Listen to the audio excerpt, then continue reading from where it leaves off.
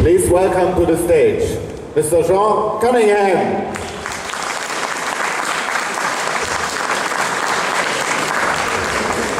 Is this work? Okay. Thank you. Close to it. Closer. Okay.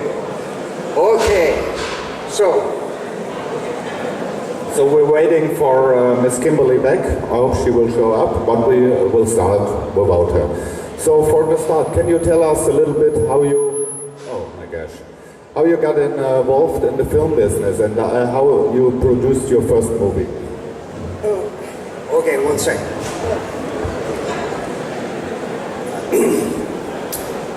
I got involved in the movie business by accident. I was working mostly in the theater, and I looked around and said, what am I going to do to produce a play? And I said I had to hire some actors, get a script, get a costume, and put it in a theater and show it to people. And I said to myself, well, what if I just hired actors, got some costumes, got a set, instead of putting it in a theater, just photographed it? Then you'd have a movie, right? Well, you don't, but I didn't know that at the time. And so that's how I started. I'm often asked, what do you have to do to be a movie producer? And the answer is simple. You buy some stationery. When you buy the stationery, you're in exactly the same position that every other producer in Los Angeles is. You've got to figure out a way to find a story that you like and get it made. But there aren't any tests to pass, there aren't any licenses. Call yourself a film producer, you're a film producer. It's a great way to be unemployed but still seem like you're doing something. So have you ever thought when you produce movies like the first Friday the 13th that those movies become so successful and that they get such a big franchise and a huge fan base that love those movies?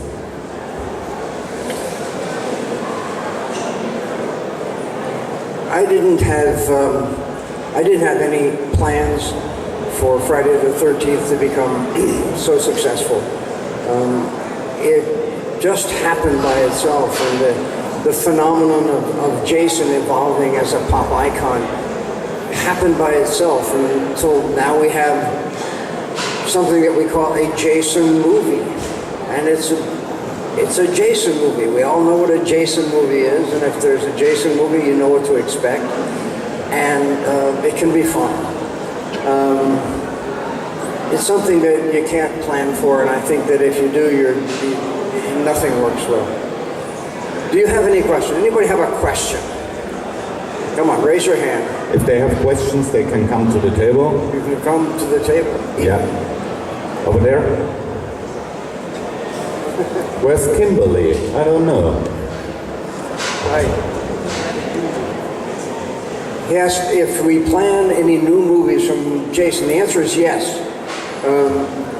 This year, Paramount and Warner Brothers made a deal so that Paramount Pictures will have the right to make the next Friday the 13th movie, which we are currently developing. I hope to shoot it in the spring and then probably release it in 2015. But I've had very high hopes for that. So they're doing a lot of remakes nowadays. What do you think about the new Friday the 13th movie, the remake? I like the remake of Friday the 13th. It was not an attempt to remake the original. It was an attempt to more or less start over with a new kind of energy. The new Friday the 13th is really two Friday the 13th movies in one. The first 20 minutes or so is almost a complete movie. And then the second one is 65 minutes long or something, which is it's better because it's shorter. But you also have a whole bunch of energy going that you didn't have. So I thought they did a very good job.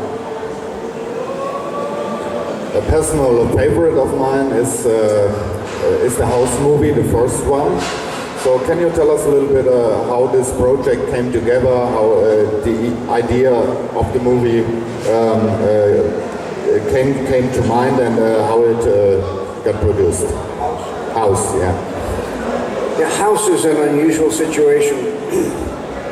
Steve Miner, who's known now as a director, had been a friend, and we had worked together on many films, including some children's films and some of the Friday the 13th. He directed the Friday the 13th Part 2 and 3.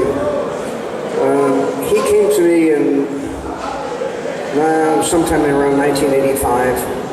I had this idea for doing a haunted house movie, but the idea was to do a haunted house movie that had kind of a comic edge to it. And there were 2 writers on the project, and they had some ideas of could we put this together in a way that people had never seen before. And most people said, no, you can't mix comedy and horror, but we decided that we could and wanted to try. So we did that, and surprisingly, House was a very successful movie initially, and then it wound up with 3 sequels to it. And it continues today to be one of my favorites. I think a lot of credit for the success of House has to go to Steve Miner and Bill Catt. So of all the projects you have done, what do you say is the project you like the most? Will you say, this is my personal favorite because of different reasons? I think my personal favorite is the next film I'm going to do. I don't much look backwards. I've made a lot of movies at this point, and I think I like parts of every movie I've made, and I find it very hard to sit through any movie that I've finally finished and just put it behind me. I enjoy, having done it, and I love the people that I work with, and then I'm on to something else, something new. It's always the fascination with whatever's ahead that keeps my attention. Oh, we have a question over there.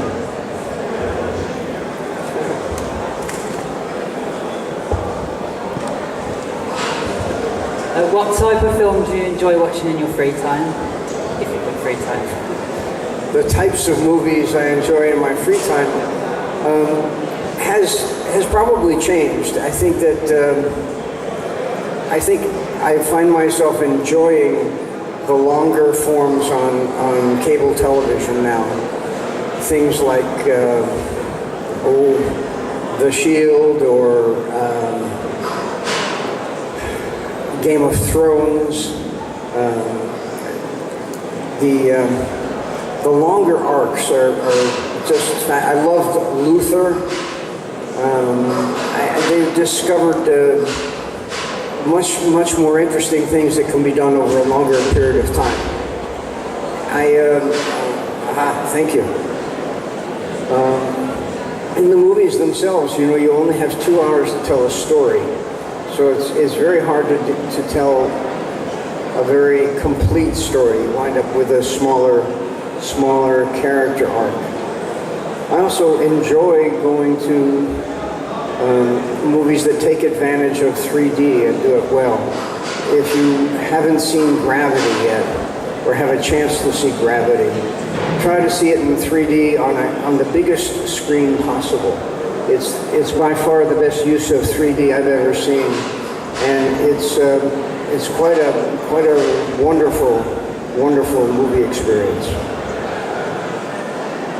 The other movie that I was thinking of recently that I thought was magical was The Life of Pi, which it was like watching a great magic trick.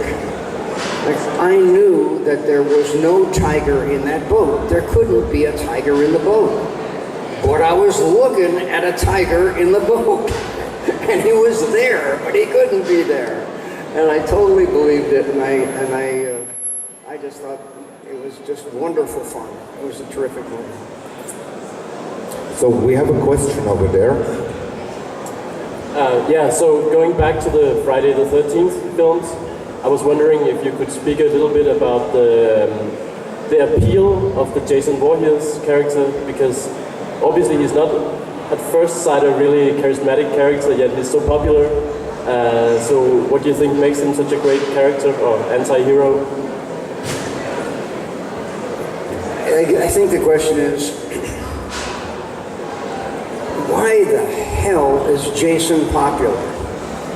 Now, I grew up in conventional theatrical background and regular movie background, and you're supposed to feel for the good guys.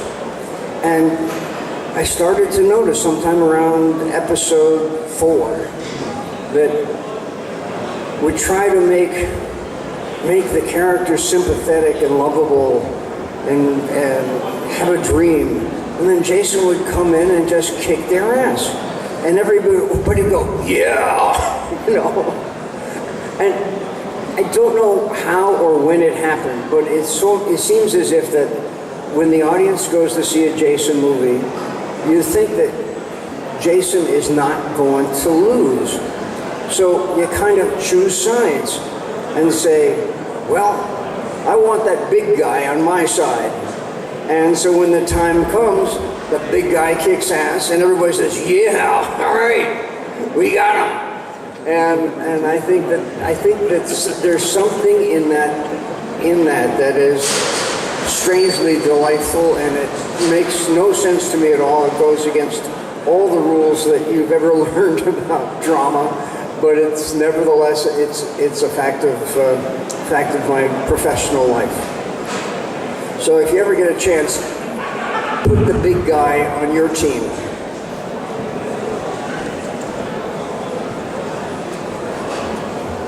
I'm here. So, today movies are, put it in another way. Nowadays, a lot of people make movies with digital cameras, they put them on the internet. What do you think has changed in the business since you've started?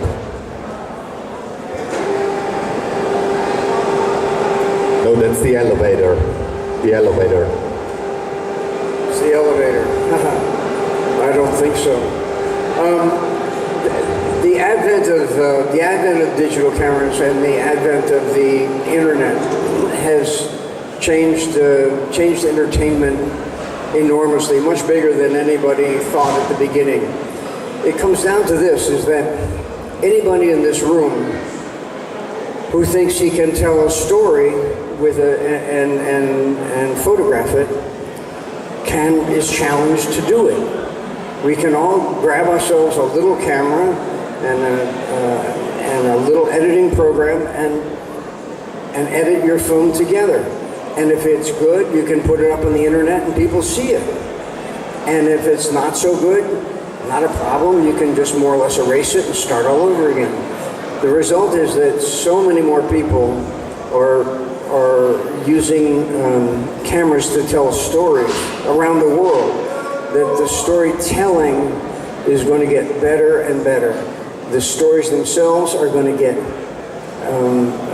more compact. They're going to become denser.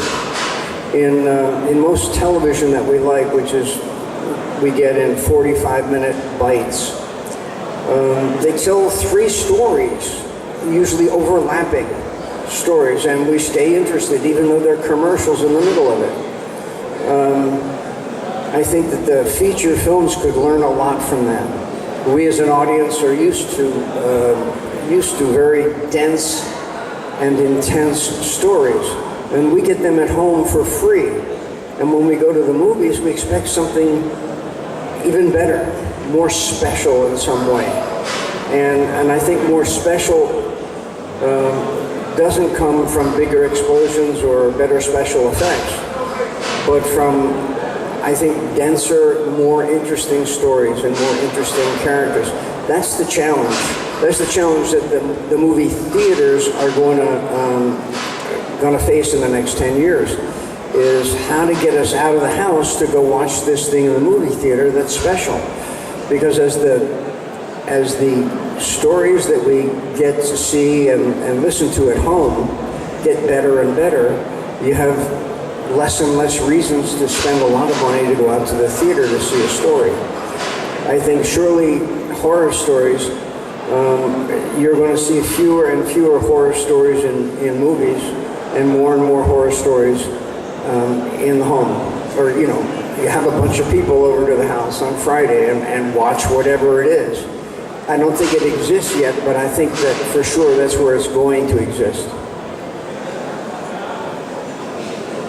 So, as a producer, do you, when they do the casting, do you say, do you give your final approach, or do you say, I don't want this actor, or I want that actor for the movie, this one would be good? Are you involved in the casting process? Yeah, I think that, I think every movie is enormously dependent on the acting and on the cast. I've heard people say, very accomplished directors, that 90% of their job is casting. If you cast the right actor with the right imagination and the right charisma, most of the rest of the time you just stand back and let him do his thing. I think that actors are grossly in terms of what their potential contribution to movies is. Actors are not puppets that you, as the director, move around the stage and tell them what to do and when to do, and okay, cover your mouth and look scared. It's if you use talented actors, your story will be so much better.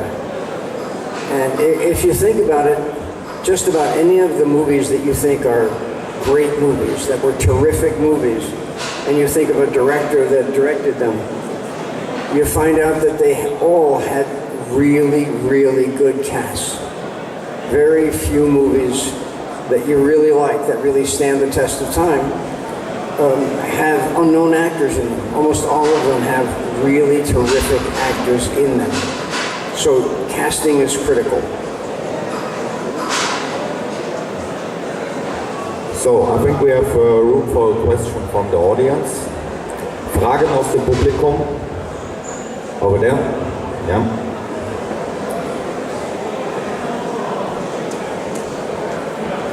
If you had the choice to go back, and they gave you the choice of directing Halloween, A Nightmare, Scream, or Jason, would you still choose Jason? If I could go back and direct a bunch of other people's movies, would I do that instead of directing my own? I don't know. Sure, those are. I haven't done any of those, so that would be fun. I don't know that. I was serious though when I said that. I really don't look back. I don't even think about that, except at moments like this. I think that sometimes I think I would rather do something perhaps happier or funnier or musical. I'm always looking to do something perhaps different than what I've done, or take what I've done, and my interest is always in trying to do better at whatever it is I'm doing. And as soon as I think that I have done something as well as I can do it, then I become bored and start doing something else. So I'm always looking for a new challenge. Incidentally, Scream was one of my favorite movies. It was the first sort of parody that really worked. I thought Kevin Williamson, whose job it was to create that, he hit a home run with that. So, any more questions? No, they're very shy here, Very shy. Shy and quiet. So, are there current projects you're working on that you want to share with the audience? Well, yeah. The big one is a Friday the 13th movie, a big feature, in which I have to take up the challenge that we're talking about. Is you have to make something that's dependable as a Jason movie, but I have to give you a good reason to come out of the house and watch it, and try to make it interesting and unexpected, while nevertheless delivering what you want. There's a hand over there. Yeah. Come on.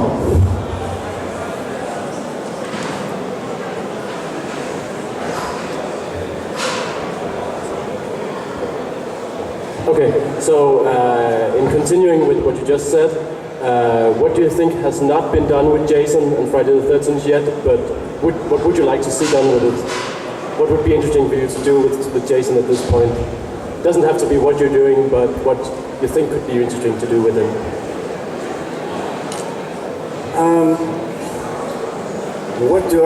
What would I like to see changed or do with Jason that hasn't been done before?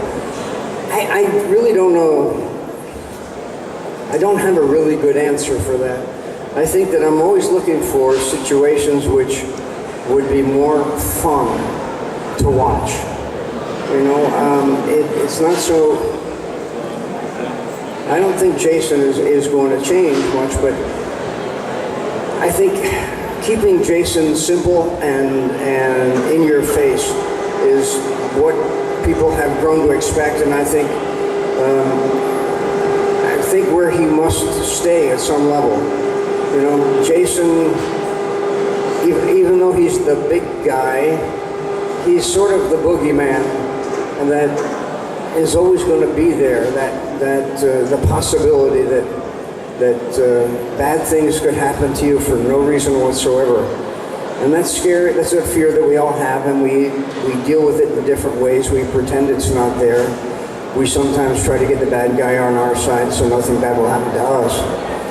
But I think that going forward, I'd be looking for just more interesting, maybe more ironic situations. In Jason Takes Manhattan, I love that title, and I love the notion of Jason walking around a big city like Manhattan. And in the middle of Manhattan, there's a great big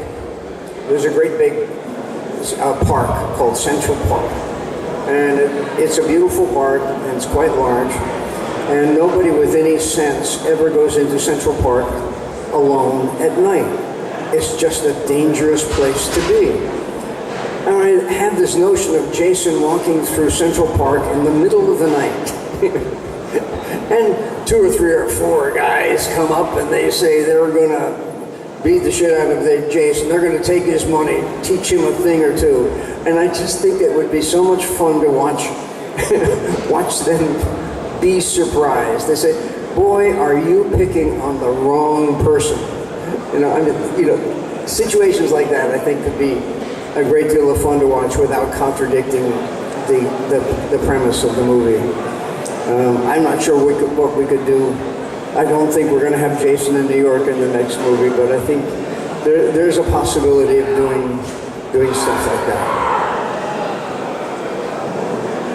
Mr. Cunningham, our time is up for today, but you will have time to speak to the audience tomorrow, then we will have another Q&A, so let's say thank you very much. Well, thank you all. And I hope you would understand me. I appreciate your attention and all of you being here. Thank you very much. Ladies and gentlemen, Mr. John Cunningham!